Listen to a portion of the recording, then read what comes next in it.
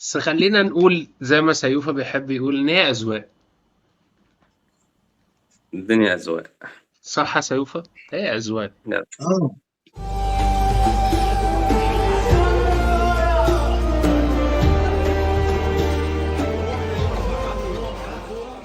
معلم انت ما شفتناش واحنا داخلين القهوة والقهوج بينادي علينا من بعيد كده، يا باشا هو فين؟ هو فين؟ كان بيدور على سيف.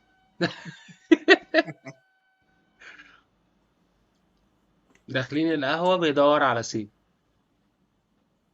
يلا ويطلب كوباية عايزين سلطة نجلد. بالشاي. يلا يا جدعان عايزين نجلد الفود بلوجرز. ايه رأيك في طعم الزبادي يا سيوف؟ زي خش يا الفل، أحمد. جوسي. تعالى يا أحمد. جوسي والقشطه من فوق، الكرمشه والكشكشه. اه كشكشه. انا ايه ده؟ انا اول مره في حياتي اشوف كشكشه كده. بجد. ده كشكشه اللي عمل كده. ايه ده؟ ايه ده؟ ولا هو مين اصلا اللي بيبيع زبادي بالحجم ده يا سيف؟ يا باشا بقى هي ده الجديد بقى. هو انا هاجي اعمل ريفيو لحاجه عاديه؟ لا. زبادوليو.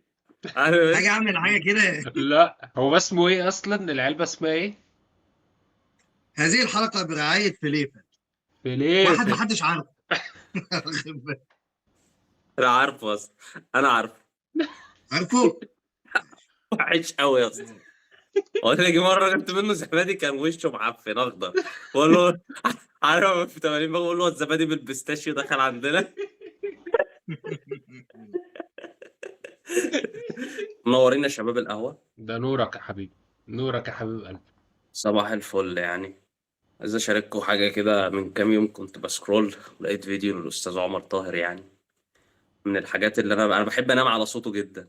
يعني ده صوته هادي وبيعمل حاجات هاديه وقيمه كده وبيشارك اراء حلوه وبيحكي حواديت جميله عن حاجات حصلت وحاجات بتحصل وكده. مؤخرا لقيته كان بيتكلم عن الاكل وعلاقه المصريين بالاكل يعني. كانت حاجه. كان فيديو قيم. بس لفت نظري ان هو منشن على استحياء كده موضوع الفود بلوجرز. و... يعني هو زي ما هو قال فعلا هي شغلانه حلال بس يعني الموضوع زايد عن حده وفي ناس واخداها في طريق مش حلال. في ناس بتستخدمها كضغط على المطاعم وعلى الاماكن. ايه رايكم في الموضوع ده؟ بص يا صاحبي، انا التاريخ بتاعه كله عندي. ماشي، الشغلانه دي كلها تاريخها من اوله عندي. بص يا صاحبي، اه. انا عارف القصه انت دي اللي كنت بدات. اصلا عملت ريكومنديشن للاكيل ليا واحنا في الجامعه كده ايوه فاكر. كان مراد مكرم ايه. مراد مكر وحلقات مراد مكر. ده حرفيا ايوه. الراجل ده كانت الناس بتقعد تستناه كل اسبوع، تشوف المطاعم اللي هو هيجيبها. بس الراجل كان شيك، الراجل ابن ناس. ده كان كده كده بيود الصراحه انا كان بشوف بيود الراجل ده ايقونه شياكه يعني. بالظبط، الراجل كان بيودينا اماكن احنا ما كناش نعرف ان هي موجوده في مصر، ومش امم. غاليه. ايوه. ماشي. بس الفكره الراجل كان عنده ذوق. الراجل كان عنده ذوق، كان بيعلمنا ازاي ناكل، ازاي لما نروح في مطعم نبص على إيه الحاجات اللي احنا ناخد بالنا منها والكلام ده كله. وكان عنده حاجه حلوه جدا، لما بياكل اكل نلاقيه مش حلو، كان ما بيقولش عليه مش حلو، لا كان بيقول امم. لك مش ذوقي. ده اه. ينفع لحد ده بيحب طبيعي يعني. الملح، حد بيحب الشطة، ده مش ذوقي. فالراجل كان صريح كده وراجل جميل. امم. انت فاهم، وكان بصراحة كان عامل كونتنت جميل جدا. المهم ايه، مراد مكرم كمل في الموضوع ونشره وسط الناس. امم. بس مراد مكرم كان عامله انترتينمنت اكتر منه فبالظبط بالظبط تقييم اماكن. هو مش بيقيم اماكن، هو عامل حاجه بيفرجك على مكان جديد وبيخليك تشوف مثلا بالظبط هو لو حابب تعمل كذا. بينقل لك التجربة كلها، انت فاهم. بس كان اللي هو هو الوحيد المكان. اللي بيعمل مش بيريكومند لك المحتوى يعني. ده. لا مش بيريكومند لك ان انت ده مش او واصي ده او على ده. لسانك فاهم. لا كان ما الوقت عينش ده. نفسه. فاهم؟ مدير اللسان. انا لا مدير اللسان، انا اللي هقول لك ايه اللي هتستطعمه وايه اللي لا. كان وقتها هو موجود على التلفزيون بينقل لك التجربة دي، انما اللي كان بيريكومند لك المطاعم او الاكلات كان عمرو شريف على يوتيوب. امم. ماشي، وعمرو شريف وقتها اول ما بدأ كان هو شبهنا، كان هو المراية بتاعتنا احنا بالظبط، واحنا نازلين خارجين هنروح هناكل ايه هنعمل ايه الكلام ده كله. وبرضه كان هو راجل ابن ناس محترم، انت فاهم، بيتكلم برضه اللي هو نفس القصه، لو حاجه ما عجبتوش بيقول لك يا باشا مش ذوقي، انما مش يقعد امم يقول لك وحشه وما تروحوش المكان ده ويطف في الاكل امم والكلام المقرف المعفن ويقلب لنا وشه والشغل ده.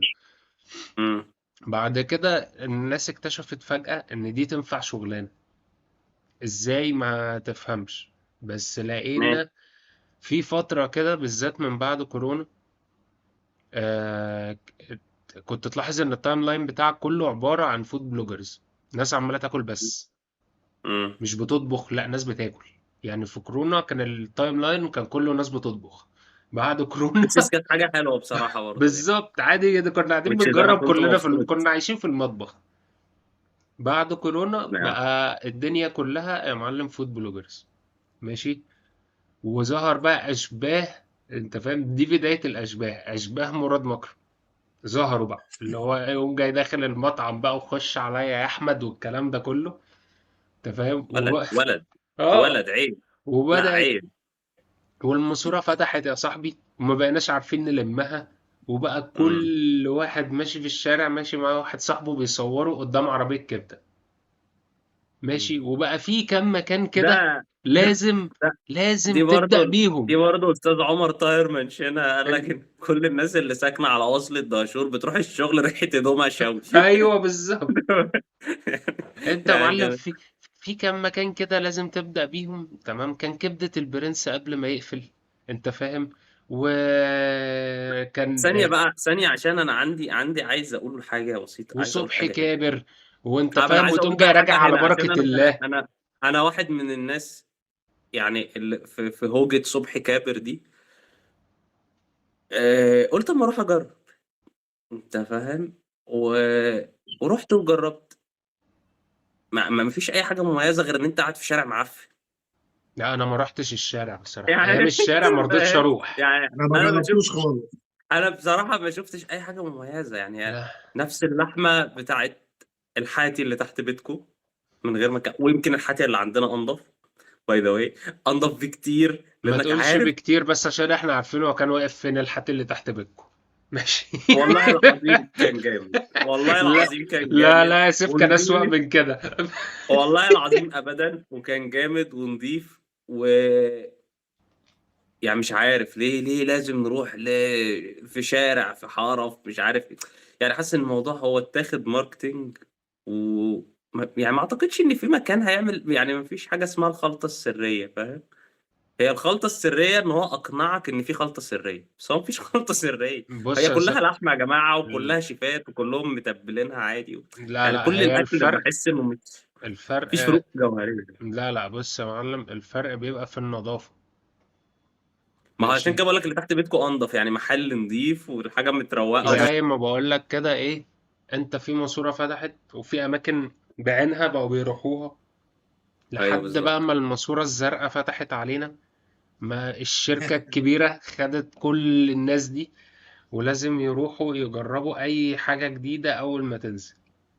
امم which is by the بس way يعني إن يعني هم مش كلهم فاهم برضه. وحشين. انا فاكر زمان صحابنا راحوا جربوا مكان من الاماكن اللي كانت بتعمل بريسكت، و...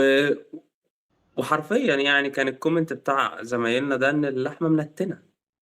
يعني اللحمه هي المفروض بتاخد وقت في التسويه، اه فهو الوقت ده خلى ان الجزء اللي جوه نتن، لا مش ما هو استوى. ده عيب تسوية يا صاحبي، ده عيب ما تسوية. بالظبط بقى، قصدي المكان ده كان برضه معمول عليه قلق جدا وكبير جدا وحاجه عظيمه ومش عارف، والفود بلوجرز يروح ياكل وبالمنظر المقرف عمال يوقعوا على وشهم ما ووشنا هو أنا وحاجات يقرف عندي أنا يعني. يا أنت جدعان فاهم؟ عندي وفي مشكلة الاخر راحوا كبيرة، لقوا الاكل منتن. يا جدعان يعني أنا عندي فحاجه مقرفه مشكلة جدا. كبيرة في طريقة أكلهم.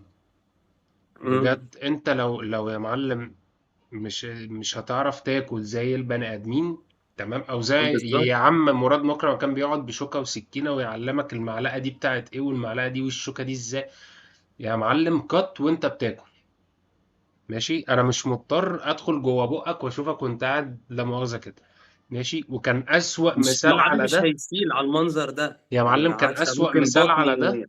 كان تقلب يعني. في كان في مطعم هنا عندنا في طنطا، بدون ذكر اسمه، او هو كده كده قفل بعد الفيديو ده قفل، ماشي. لا راح والله العظيم راح جاب فود بلوجر يا معلم، قاعدة مسكت الموزة، انت لو تشوفها وهي بتاكلها منظر قذر. انا معرفش صاحب المطعم وافق ازاي ان الفيديو ده ينزل. ما هو ارجع بقى اقول لك على ما حاجه تانية. كملش شهرين والمكان قفل، عموما عندي قفل بقى بقى، حاجه جاب ضرف تانية. من القرف عندي حاجه ده. تانية.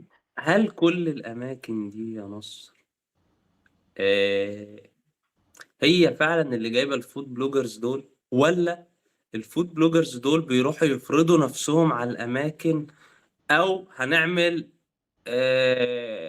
نيجاتيف فيدباك عنك؟ يعني اهو. يا تخلينا نعمل ده، هي يا اما كلها احنا سكك. هنعمل من نفسنا. لا بص، بص هي هي بقى سكك، كانت ماشية عشان الموضوع ده ازاي. في مجال شغلي يعني.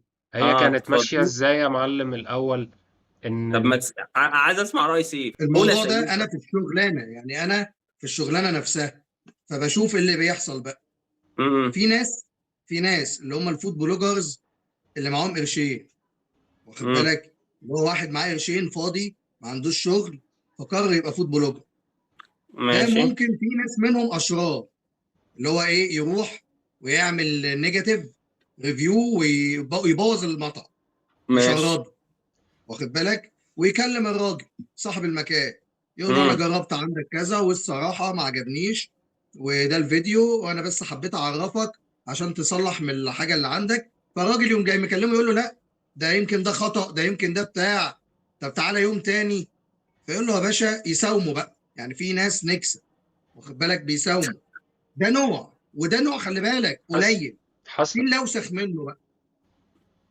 اللوسخ شركات بقت قايمه على الفود بلوجرز، شركه بتجيب اه. العيال دي كلها، بتجيب العيال امم دي كلها اللي مالهمش لازمه دول، وتتفق هي مع المطاعم. هو جاله عميل، انت شركه سوشيال ميديا، جالك عميل، امم المفروض بقى بتبدا تعمل له بقى استراتيجي وكده. لا، ده هو بيدي له باكج الفود بلوجرز. امم تمام، احنا هنجيب لك جزء كل من الفود بلوجرز الماركتنج دول. بلان يعني. ايوه، انت فاهمني؟ طبعا في عك بقى بيحصل هنا، امم بيجيبوا ناس بقى بتفهم على ناس ما بتفهمش، على ناس بتاكل بطريقه مقرفه انا مش زي ما فاهم برضه نصر يا سيف، بيقول. يعني ايه ناس بتفهم وناس ما بتفهمش؟ انا مش شايف ان في حد بيفهم في الشغلانه دي، مع احترامي يعني لا ليهم لا، جميعا. بص بس هقول لك على يعني حاجه، بيفهم الشغلانه، ازاي قصدي يعني؟ ما هو اللي بيفهم بيتعجل مع اللي ما بيفهمش، يعني مين واخد بيفهم؟ بالك؟ يعني مين يروح يدوق اكل يقول لي ده حلو، ما ممكن مثلا بالنسبه لي يبقى مش الشيف حلو. محمد صلاح مثلا، انا بالنسبه لي الشيف لا محمد ده صلاح. ده شيف، ده طبعا ده شيف، ده استاذ يعني، ده ايوه، اسطوره. فالمفروض يبقى بس هو ده حد، مش فود بلوجر. ما انا فاهم، لا بقى بس يتعامل دلوقتي ان هو فود بلوجر، ماشي، بيتعامل ممكن كده. يروح بس مكان هو يسبورت، فعلا ممكن مش يروح. فود بلوجر. هو انت هو مش فود انت بلوجر. هو لو شيف يا هيقول لك جدعان على بيتعامل مكان بس هو دلوقتي مش فود دلوقتي، بلوجر. فهو نضيف. بيعاملوه المعامله دي وبيتجاب وبياخد فلوس، مش واخد عارف بالك؟ يعني، بس مثلا انا ممكن اقول لك ان انا دلوقتي واحد زي ما قلت لك عادي، ما كنت بهزر بقول لك عجبتني الماتش، عجبتني فعلا الماتش، انتوا ما عجبتكوش، وهي بالنسبه لي باي ذا جامده، يعني انا ما عجبتني جدا. جربتها. النجيلة يعني وحشة يا عجبتني صاحبي، جدا. نجيلة وحشة، فاهم؟ نجيلة بس وحشة. هو المشهور ان فعلا طعم النجيله ومش عارف ايه، ومحدش هيستطعمه، وانا فعلا كنت متردد. وامبارح بعد ما كنت طلبت حاجه عاديه خالص، اللي انا بطلبه يعني المشروب اللي انا بطلبه عادي، ف واي نوت يعني، خلينا اجرب. فاهم؟ وجربتها وعجبتني جدا، عجبتني جدا، يعني اللي هو يعني ليه لا؟ انت فاهم؟ برضه بنفس الفكره على الاكل، اصل ده اكل وشرب، اللي لساني هيدوقه غير اللي لسانك هيدوقه، لا التجربه هو اللي يا انا معلم، بحبها غير اللي انت الناس هنا بتحبها. مش معتمدة فكرة الأذواق أو كل واحد عنده لسان. لا، هو اسطمبة يا معلم محفوظة. المكان ده جاي يقلب الدنيا، المكان ده بص الناس عليه عاملة ازاي. الأكل بص وميتين كلمة جوسي اللي بقت موجودة في الدنيا دي كلها، لأن أول واحد قالها أصلا كان مراد مكرم، وما اتشهرتش كده. هي اتشهرت انا لما مش عمرو فاهم، الهادي انا قالها. بصراحه ما بفهمش ماشي. بصراحه يا والناس جماعه. كلها بقت عمالة تقولها، عمالة على بطال. تمام. ولقى الموضوع غريب، وهو اسطمبة واحدة محفوظة، والأكل يا في لهوي. كلمات كده بقت هي بقت كي ووردز اسطمبات محفوظة، جوسي، الناس كلها بتقولها. والتتبيله أيوه. والبريدنج والباكينج. وشبعانه. ايوه التتبيله دايبه جوه، مش عارف ايه وايه دايب، مش عارف ايوه، فين. آه. ف مع ان عادي ممكن والكراست. تبقى اللحمه مش دايبه، ممكن تبقى فاهم ميديوم رير وتبقى اه، حلوه. تمام. يقول لك الكراست مش عارف ايه، واخد اه. بالك؟ لا بس انت اللي يعني هتاخد بالك منه بقى علشان تعرف يا معلم هل هو اعلانات، يعني اعلان بيدفع لهم او لا. هتلاقي في اماكن معينة، اماكن معينة بجد عمرها ما بتظهر في فيديوهاتهم، ولو ظهرت ما بيقولوش عليها حلو، مع انها اماكن جامدة جدا، وتعتبر من اماكن توب التوب اللي موجودة في مصر عموما. طب ما تيجي، ايه رايكم نعمل اعلانات للاماكن دي؟ يعني يعني هقول لك يعني احنا استغل عندنا احنا في طنطا الموضوع ده. مثلا، يعني احنا عندنا في طنطا يا معلم، انا وانت عارفين استري هو مش في طنطا بس، هو ستيريو حتى في في التجمع هو التجمع وفي جامد، زايد وفي ومكان المنصورة. تمام. جامد جدا لا انا قوي قصدي جدا. على حاجة انا وانت عارفينه من يوم ما فتح، انا وانت بالذات، يعني سيف جه انا بس كنت متأخر، بنذاكر فيه يعني، أنا كنت انما انا بقعد وانت اذاكر من فيه يوم ما فكان حاجه. فتح. ايوه كنت بقعد اذاكر فيه من زمان جدا وكان تحفه يعني. المكان ده ما بيتذكرش اسمه في طنطا خالص. ما هو طبيعي عشان هو اصلا، أنا بجد المكان ده هو اداره انت فاهم. محترمه، ولما كواليتي بيتكلموا محترمه. عليه لما بيتكلموا عليه بيقول لك المكان ده وحش علشان هو غالي. طب انتوا مش هو عارف. مش غالي اصلا، هو باي ذا واي هو مش غالي خالص. هو انا عمري ما يعني، انا دايما انا بقول لك كنت بروح اذاكر فيه، ايوه فهو احنا كنا بنروح معنى ان انا نذاكر بروح اقعد فيه، فيه وقت ايوه. طويل هو مش غالي احنا يعني. كنا بنروح نذاكر فيه بدل القهوة حرفيا. اه هو مش غالي يعني، هو مكان محترم، لا هو يا جودته معلم انا محترمه. عايز عرض الصحاب وعرض التنين، اروح ادفع الراجل يقول لي 5 سندوتشات ب 120 جنيه، مش مهم هم سندوتشات لحمتهم ايه في الدنيا، ولا جايب فراخ ميتة من انه مذبح، مش مهم، انما ما راحش اقعد في عارف. مكان نضيف. ايوه بالظبط كده. مش عارف والله يا جماعه، الموضوع ماشي. انت بصراحه. عندك يا معلم عندك وطنية، وطنية عندنا برضو لا يتم ذكر اسمه. لا لا، عادي عادي، تمام. جابه فتح في الشيخ زايد راح جاب، ما يستح، ما هقول لك على هنتحبس حاجة، احنا لما عمالين فتح في نجيب الشيخ اسامي زايد، ناس. لما فتح ما في الشيخ تجيبش. زايد لما فتح في الشيخ لا، زايد انتوا هتتحبسوا مش انا، فاهم؟ صحابي راحوا جربوا. تمام. قالوا لي هو محترم بغباء، كواليتي ماشي محترمة بس بغباء. جاب فود بلوجرز في الشيخ زايد، فاهم قصدي؟ يا اللي معلم هو ماشي، بس انا بقول لك هنا في طنطا لا يجب ذكر اسمه ما خالص اعرفش. بقى. انت هو ما اعتقدش ان طنطا سوق يعني، مش عارف، بس طنطا ما اعتقدش ان هي ماشي. سوق قوي اصلا، حتى الفود عندك بلوجرز في في طنطا القاهرة مش كتير. اي مطعم فاين دايننج قليل قوي لما هتلاقي حد بيجيب اسمه. طبعا طبعا ماشي. طبعا. فده يوصلنا لفكرة يا جدعان ما تمشوش ورا الإعلانات، اللي عايز ما حاجة هي يجربها الفكره بنفسه. بالنسبه للناس، هي الفكره بالنسبه للناس ان الاعلانات مش حاجه يتقاس عليها، بس هي المشكله الاكبر بالنسبه للمطاعم. او المشكله بالنسبه لي الاكتر ان انا بقيت بحس ان فكره الفود بلوجرز بقت عامله زي الباركينج، هو واحد نزل عين نفسه اللي هو انا هاخد فلوس من الحته دي. أي. طب حضرتك ايه مؤهلاتك ان انت تقيم اكل وتقول لي ده حلو او ده وحش؟ ما فاهم؟ في. المشكله ان مش في انت كده، انا بتعرف هقول لك المشكله تجروت في ايه. نفسك يعني. انا هقول لكم المشكله الازمه في ايه. الازمه في اصحاب المطاعم نفسهم، مش في بالظبط، ما ده الفود اللي بقول بلوجر. لك عليه، الاثنين لو صاحب الاثنين. المطعم عامل بيرسونا لنفسه، عامل لنفسه براندنج مظبوط، مش هيلجأ لناس عرفوا يعملوا لنفسهم بقى هم البيرسونا، واخد بقى، عشان ايه؟ ياخدوا مصلحه من المطاعم. واخد بالك؟ فان غاب القط تلعب يا فار. المطاعم غابت وما عندهمش وعي ان هم يعملوا تسويق صح وبراندنج صح. الناس اللي ما عندهاش وعي دي الوضع الاقتصادي زنقهم، وادركوا ان مفيش مفر للنجاه الا ان هو يشتغل الشغلانه السهله دي. مم. اشتغل فعمل سالك. كام فيديو، ده جوسي، ده مش عارف ايه، ده هوبا لوس. هوبا. ايوه يا باشا، اتشهر، بقى اشهر من المطعم. مم. يعني بقى اشهر من المطعم وبقى يتقدر بفلوس. الخرا بقى له سعر بسبب عدم الوعي. بالظبط. واخد بالك؟ وما بقوش يحبوا يعملوا اعلانات. يعني امم انا شغال مخرج اعلانات، لا. طنطا ما بقتش تحب تعمل مثلا طنطا، او في اماكن كتير في القاهره يقول لك لا، انا اجيب فود بلوجر اديله امم 20,000 جنيه ولا 30,000 جنيه بدل مصرفهم في اعلان، وهيجيب لي نتيجه. طب ما انت كنت من الاول اسس. زي مين اللي شاطر وعرف ياسس لنفسه بيرسونا؟ واخد بالك؟ الدهان، عم عماد. لا لا لا، الدهان ده اسطوره. الدهان أسطورة ومن عم وشجره عماد، زمان. الدر، وشجره الدر اهو. اسطوره. شجره واخد الدر اصلا بالك؟ انت بتشوف منظر شكل المطعم من بره، في وقار، انت فاهم؟ ايوه في مكان ايوه، انت هو داخل عارف تقعد. يوصل لك لده، عمل براندنج لنفسه، عارف اه، يوصل لك من المحتوى هو وجوده مستهدف وجوده، مين. وبعدين هو ما عملش اي حاجه، هو عمل جوده، اشتغل جوه، وطلع صور لك اللي جوه بس، هو ما عملش بالظبط. اي حاجه. اختار احنا هو نفسه. اشتغل جوه كويس جدا وطلع قال لك يا باشا ده اللي انا بعمله جوه، انت بقيت مطمن، انت بقيت بالظبط. عايز، يعني بجد يعني عاوز تروح عشان تشوف ايه اللي جوه ده، لا، ايه المنظر ده، ايه ايوه انت يا النظافه دي. معلم بقى عندك الاتنين، يعني بص الجانبين دلوقتي بقى عندهم مشكلة. الراجل اللي بيجي يفتح مطعم دلوقتي هو كل فكره ان انا لما افتح لازم اعمل عروض، تمام، علشان الناس تيجي واروح ادفع لفود بلوج. تمام، يجي الفود بلوجر هو يا باشا لا يهمه المطعم ولا الاكل ولا اي حاجة، هو يهمه القرشين اللي هو ياخدهم من الراجل، يعمل له الفيديو ويرمي. الراجل اشتغل بعدها، الراجل قفل بعدها، ولا في دماغه. هي دي النقطة اللي سيف بيتكلم فيها. لا يا معلم، انت بدل ما تدفع الفلوس دي للفود بلوجر، ولا تروح ترمي فلوس تحرق في فلوس علشان تعمل عروض، لا، اعمل ماركتنج استراتيجي صح ليك هتكمل. يا عم اعمل شغل صح، اعمل اكل صح، اعمل اكل نظيف وهو بالظبط. يا هيجيب. باشا وموسم هل وورد احنا كده كده شفنا الناس هتنقل اه لبعضها بالظبط. وهتتشهر. ايوه، هل احنا شفنا كنتاكي ولا ماكدونالدز جايبين فود بلوجر؟ لا عشان لا، الناس دي اصلا دي اساطير، دي لا، بس اساطير. احنا عرفناهم وورد نغش باي ماوث. منهم. احنا عرفناهم وورد باي ماوث نغش، واحنا صغيرين. اللي هو عارف انت، نغش منهم، نغش منهم. لا الناس دي فكرت ازاي؟ لا دي بيزنس، هم عامة دول بيقدموا زبالة، بس هو هيديك اكل سريع، بسعر مش غالي.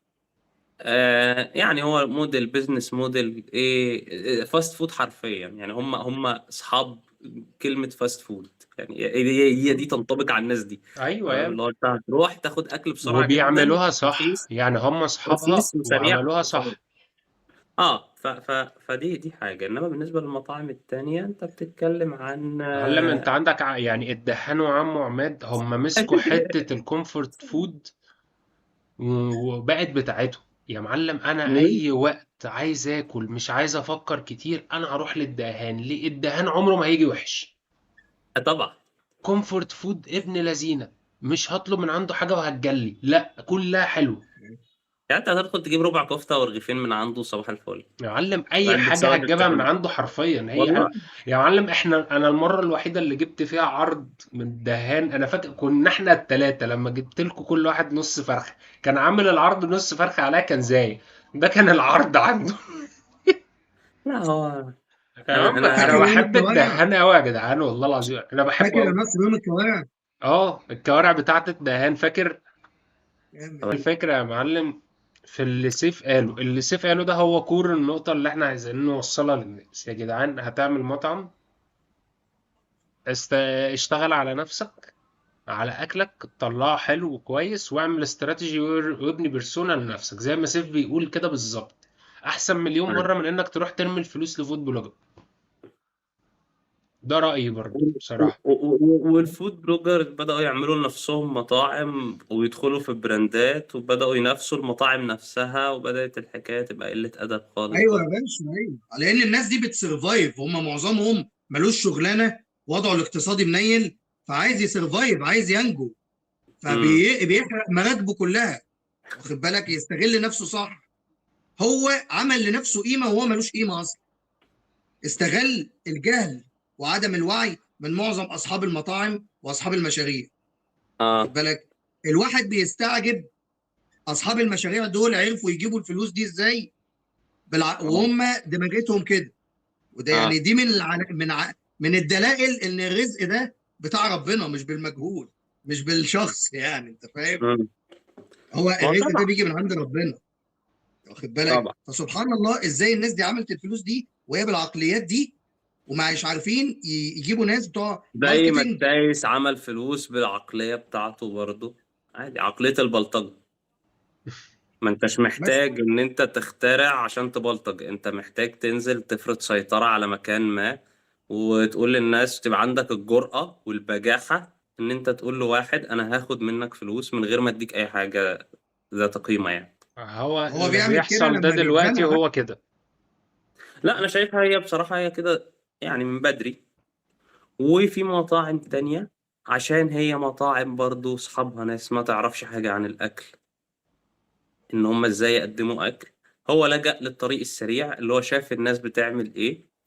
المطاعم دي فتحت وجابت فود بلوجر عمل لهم فجاب لهم قد كده فمش عارف فيلا نعمل زيه. مم. فنجح اه الناس لجأت للطريق السريع. فهي برضو قصة قلة فهم في الناحيتين.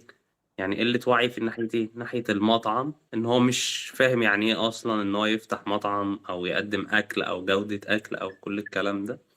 والناحية التانية ان في واحد اتاو فرد اتاو في زي ناس بالظبط ما بقى، انت. في ناس حلوه. بص انا اقول لك على ناس حلوه بس هم مش فود بلوجرز بقى، بس هي مم. نوعيه كده، كاتيجوري منهم. مم. في ناس بتبقى انفلونسرز من اللي هم بيعملوا تجارب، بس مش مطاعم بس، هم عموما بيشاركوا حياتهم مع الجمهور. تمام. اه. فيقول لك مثلا النهارده انا خرجت في المطعم الفلاني واتبسطت وكذا كذا. ما بيقعدش يقول بقى الاكل طعمه مش عارف ايه، الاكل جوسي بتاع. هو بيبيع التجربه. طبعا اه. دول هتلاقيهم اتنين تلاته في الدنيا، مم. واخد بالك بقى عندنا في مصر، واخد بالك، تاهوا وسط الخرا، مم. وسط العبث. انت ما هي دي فاهمني؟ دي الفكرة يا سيف، اللي المفروض لو دي شغلانة فعلا تقوم عليها. انت بيع التجربة، ما تبيعش منتج. اه خلي يعني الناس كان تيجي عندك عشان برضو كان تجربها. عندك زي ما م- مراد مكرم عملها صاحبة السعادة عملت الفكرة دي برضو بالظبط. شوية. وبدأت تجيب ناس بصراحة كانت مسلية جدا ان انت تبقى قاعد بتتفرج وبيجربوا اكلات ايوه وبيجربوا حاجات بقى دي وبيعرفك على اماكن. تجربة. يعني التجربة حلوة يعني كتجربة ماشي هتبقى الموضوع جميل. انما ان انت تبيع لي اكل وتقعد تقول لي جوسي ولوسي وانا مش عارف انت خريج ايه، خريج هندسة ولا خريج صيدلة ولا خريج. يعني في ناس بجد وشوشها بالنسبة لي مستفزة. هو زي ما كنت بقول لك ان انا الفكره كلها ان انا شايف ان موضوع الفود بلوجرز ده زي السايس، نفس كونسبت السايس. حتى سايس غير مرخص يعني لو مرخص على عيني وراسي. يعني لو واحد معاه شهاده سياحه وفنادق، اي حاجه تقول انه مسك يعني فاهم سكينة في مطبخ في حياته فاهم يعني يعرف اللسان ده بيتذوق ازاي، ايه انواع الحاجات الفليفرز اللي اللسان بيدوقها، مر حادق حلو مش عارف ايه يعني الحاجات دي كلها. فهبقى متقبل ان هو يقول لي دي طعمها كذا سويتنس مع كذا مش عارف ايه، هبقى متقبل رأيه زي الناس المتخصصة في المجال. انما الناس اللي ملهاش شغلانة، اللي قررت انها تنزل تفرض نفسها على المطاعم، ان انت يا اما تديني فلوس عشان اعمل لك ريفيو حلو، يا اما انا هتطوع من نفسي واعمل لك ريفيو وحش يضرك. آه هي دي المشكلة في الناس دي والمطاعم اللي مش فاهمة يعني ايه تقدم اكل كويس. فبتضطر تلجأ للطريق السهل انها تجيب واحد عنده فان بيز كويسة ان هو يصور لها فيديو فتشتغل. هي عامة المطاعم دي مش هتشتغل اكتر من شهر مثلا لحد ما الناس تجرب يا وتعرف ان الحاجة معلم فعلا الناس جودتها دي وحشة ويبدأوا يقولوا لبعض المطاعم دي خلاص. ما فيش اكتر منها، بتفتح وتقفل شهر شهرين بالكتير، وبيفتح وبيقفل. بالظبط هي يعني ما وبيبقى يعني تفهمش هو زيادة عن بوكس. يعني، بيبقى فعلا الراجل اللي هو جابه ده خسره. ليه؟ ما لأن أنت هو كده كده دلوقتي، هيخسر، هو كده كده هيخسر، هو كده كده لا انت الفكرة ان دي انت مطاعم غير ان هتخسر. انت الكواليتي بتاعتك اصلا مش حلوه. انت بتروح تجيب حد، تمام، وتديله فلوس عشان يعمل لك فيديو، عمل لك الفيديو ونزله، الناس اللي عنده كلها راحت تجري عليك. هل انت هتقدر اصلا تستحمل ضغط الشغل ده؟ لا، فبعكت ما اكتر. هو عشان قفل. عارف ان هو عشان عارف ان هو هيقفل عاجلا ام اجلا، فهو قلل مدة الخسارة بتاعته. بدل ما اقعد ادفع ايجار 6 شهور انا هدفعه شهر واحد والناس هتيجي تعرف ان الحاجة وحشة فاقفل وخلص.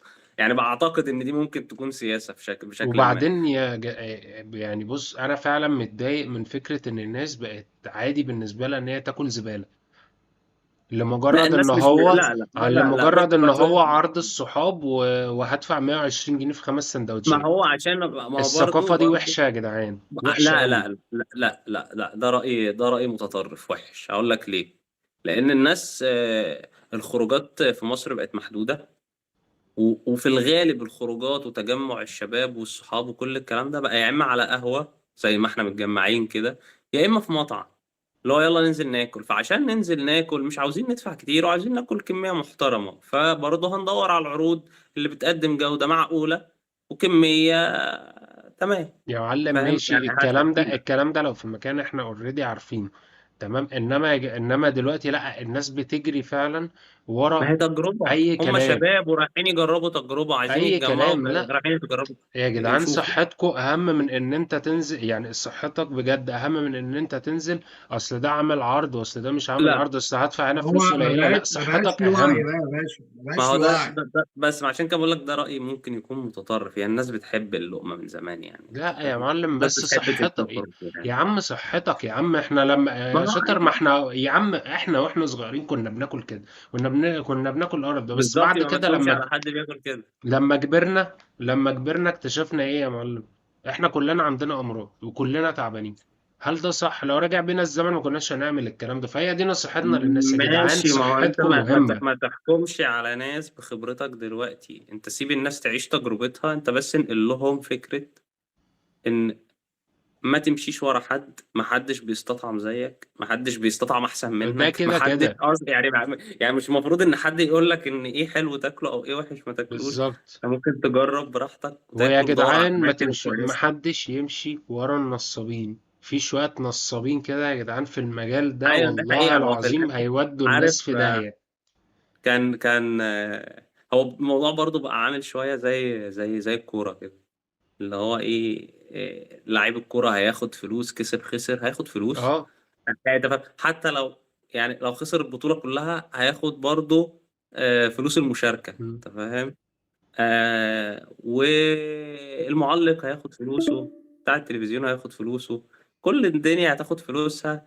محدش بيتعب في الآخر غير اللي قاعد على القهوة يا عيني، طالب 2 شاي ولا أي حاجة، ومتعصب على الماتش وعلى اللعيب ايوه، ويتشنج ويعمل. هي نفس انا عشان القصة. كده بطلت اتابع كوره اه بسبب بالظبط، كده. نفس القصة في المطاعم. صاحب المطعم خد فلوسك، والفود بلوجر خد فلوسه من صاحب المطعم، وانت محدش مهتم بصحتك، محدش مهتم بجودة الأكل اللي بتاكله، يعني محدش مهتم أصلا برأيك في الأكل ده. هو مش عايزك غير إن أنت تيجي مرة تاخد اللي في جيبك وتمشي، وهيجيب نصاب غيره، يجيب شوية فانز تانيين يجوا يجربوا نفس القصة، وهي تعتبر نصبايا ودايرة، النصابين والمتضرر كتروا، الوحيد فيها النصابين الزبون. كتروا قوي يا جدعان. اه ده حقيقة. رأيك ايه يا عم سيوفة في الحوار ده، ولا انا غلطان؟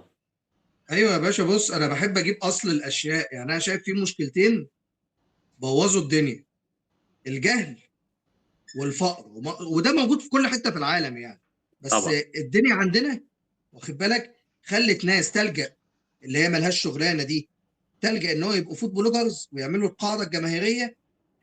وخلت الناس اصحاب المطاعم الجهل اللي عندهم يسوحهم في الاخر ان هم ينططوا الناس دي علينا وعليهم. ويعملوا لهم قيمه اكبر. وعليهم. واخد بالك، ينططوا الناس دي الناس دي عليهم. دلوقتي الا من رحم ربي برضه، لان في ناس كويسه في النص بتروح في طبعا. الرجلين. طبعا. واخد بالك، الناس دي دلوقتي في ناس فيهم شايفه نفسها نجوم يا جماعه، اي. وبيتعاملوا ان هم ناس مهمه. واخد ده بالك، حقيقي. ناس مهمه، مع ان يعني لو العالم انتهى بكره وعمل حصل ابوكاليبس كده، زي بقينا زومبي، واخد بالك، الناس دي مش هيبقى لها لازمه. انت فاهم، مش هيبقى لها لازمه في الدنيا. يا هو معلم، انت هو بتعرف قيمه الناس؟ الناس دي حرفيا يا سيف لو موبايلها فصل شحن هو حياته انتهت. اه. لو الباقة اه النت خلاص، اللي هيروح معاه طالع فين خلصت ده هو بتعمل حياته ايه؟ انتهت. اه. اه. واخد بالك، فاحنا في مم. خيبه كبيره. واخد بالك، مم. حلها حلها حملات توعيه، بس طبعا هتتهاجم، لان انت في شركات كتير ده بيزنس قايم عليها، سوق كامل، يعني ده مم. السوق بقى كده. مم. واخد بالك، الوضع الاقتصادي فارض على ناس، على 80% من الناس تبقى كده. مم. واخد بالك، مش على مستوى الاكل بس وفود بلوجرز بس، على مستوى اي حد بيعمل محتوى على السوشيال ميديا بغرض ان هو يتشهر بس. يعني ما هو ده اللي احنا بنحاول نعمله، احنا يعني هو اصلا ده الهدف من اللي احنا بنعمله دلوقتي. انا بصراحة لما فكرنا ان احنا نعمل البودكاست هنا، احنا كانت الفكرة الأساسية أصلا إن احنا كده كده بنتكلم كل فترة مع بعض، بنتناقش في أي حاجة. فكان الهدف اللي هو عادي يعني، ما اللي نتكلم احنا لوحدنا ممكن نتكلم مع الناس يمكن حد يسمع، ولو غيرنا ناس كتير عملت كده هتلاقي إن الدوائر الصغيرة بدأت تأثر في دايرة أكبر، والدنيا كلها بقت فاهمة إن اللي بيحصل ده عبث، بالظبط. وإن دي ناس نصابة بتنصب على الناس تاخد فلوسها، غير مؤهلة إنها تقول لي أصلا إيه الحلو وإيه الوحش، يعني المؤهل يقول لي ده مطعم مثلا 4 نجوم 5 نجوم، او ده سياحي، او ده كذا، هي هيئات معينه او اماكن معينه، ناس متخصصه حتى. انما مش واحد مش لاقي شغلانه، مسك موبايل وراح قعد يقول لي ده حلو ده وحش. يعني زي ما كان عيسى الوزان بيقول لهم هنقول على الاكل الحلو جوسي والوحش لوسي. بالظبط. يعني يعني شغلانه بصراحه، هي مش شغلانه، يعني مش عارف، هي مش شغلانة. ما بيتقالش عليها وبعدين حاجه. يعني كنت برضو اتكلمت انا وسيف في الموضوع ده من فترة طويلة، وكنت قلت له بص يا سيف، هو ده موضة وبتخلص، احنا في اخرها خلاص، الحمد لله يعني ان احنا في اخرها. تمام. اه، ده حقيقي. ودلوقتي الناس حاسس ان دي الموضوع بقت بدأ يقل. بقت حرفيا ما بتعملش دعاية للمطعم قد ما بتعمل نيجاتيف فيدباك. انت دلوقتي بجد اي مكان بتلاقي فود بلوجر عمال بيقول لك المكان ده حلو، المكان ده فشيخ، الاكل هنا مش بتباك عارف اسمه فاير ايه. في وشه الناس ما على طول. بتروحش. خلاص هي الناس بتباك بقى فاير على طول، الناس بتيجي بقى عكس. عندها وعي دلوقتي بجد، زي ما انت بتقول هي بتباك فاير في وش. الناس بقى عندها وعي وما بتروحش. انت الموضوع اسهل من كده بكتير، وعندك مطاعم كتير كمان بدأت تاخد بالها من الموضوع ده، وبدأت تعمل كونتنت من جواها هي، مش بتجيب ايوه، فود ده بلوجر. حقيقي. لا، انا بعمل من عندي انا، زي ما قلنا الدهان جاب عمو عماد. عمو عماد من الدهان، فهعمل شجرة كونتنت من الدر يا جوه. جماعة، شجرة الدر يا جماعة، أيقونة. أي- أيقونة. انا كنت عايز انا اتكلم بحب عنه والله الراجل بس ده، نسيت. انا بحب أيوة، الراجل ده، أيقونة. مع ان انا ما أنا يعني قلت لك، ممكن لما هو اشوفه، أيقونة. بيبيع يبقى عندي البطاطا. مشاكل في طريق في كلامه. ساعات بيقول كلام بيستفزني شخصيا، بس انا بحب الراجل ده. هو لا لا، بيبيع ده هو، النظافه، هو ايه. النظافه. عامة، ايوه هو بالظبط، هو عامة، بيبيع لك هو تجربه هو نظيفه. الراجل، هو أصلا يعني قال لك أنا مش فود بلوجر، أنا مش بتاع ميديا. هو الراجل كل اللي عمله إن هو عمل حاجة كويسة في الباك إند وصورها لك بس. انا عملت حاجه نظيفه يا جماعه هنا، وده اللي انا عملته. بس انا مش هقعد مش اقول انا لك مش انا مشكلتي في اجمد كل ده. واحد. انا مش مشكلتي انا، لا انا بقول لك من كلامه هو في حاجات بتستفزني، بس انا بحبه. يعني الراجل انا ما عنديش اي مشكله معاه خالص بصراحه. وبحب شجره الدر على فكره. هو يا جدعان غالي، بس كواليتي محترمه قوي بصراحه، انا جربته. والله يا صاحبي بقى، بصراحه. ما هو برضه هقول لك على حاجه كويسه، مفيش. آه هقول لك بالظبط هو شبه ايه كل يا كل شاطر. حاجه فاكر بثمنه. فاكر طعم فاكر طعم الكباب والكفته بتوع ابوك بتوع زمان، ما انا بقول بتوع لك اهالينا بتوع يعني زمان، هو ده شجره الدر. لحمه. يا عم، هو بالظبط. شجره الدر ما عملش حاجه، هو شجره الدر اشترى لحمه نظيفه بس، شكرا. بالظبط. هي اللي احنا كنا احنا بناكلها واحنا وسواها ناكل في صغيرين. البيت يا جماعه، ناكل في البيت. احنا ناكل في ده احلى البيت، حاجه واهم حاجه. انا بالظبط. مبطل اكل من بره بقالي كتير جدا. ما ناكل في باكلش غير في البيت. البيت. اي حاجه في البيت بالنسبه لي احلى بكتير من اي بكتير يا مكان. جدعان. بس احنا بنتكلم على ان الخروج في مصر بقى شيء نادر. ما عادش في اماكن كتير تلاقي فيها حاجات، انشطه ترفيهيه او مش عارف ايه، فالناس والله بتتجمع هي دايما في مطعم. برضه انا شايفها بسبب ثقافتنا، ان احنا ثقافتنا دايما يعني كمصريين عموما رابطين مشاعرنا بالاكل. يعني احنا مبسوطين هناكل، متضايقين هناكل. انت اعتقد فاهم. ان دي عاده الانسان اصلا، لا اعتقد يعني ان احنا دي في كل حته. كمصريين بزيادة احنا بنحب الاكل قوي، اصل واحنا هنروح بنعمل نعمل اكل ايه حلو يعني؟ هنروح قوي. نعمل انت فايكنج فاهم. يعني؟ جوع، ما جوع يا عندناش. باشا، جوع. مش جوع يا باشا لا والله، اصل مش هتروح جوع. تعمل ايه؟ هتروح تعمل ايه في الصحراء اللي انت فيها دي؟ فاهم؟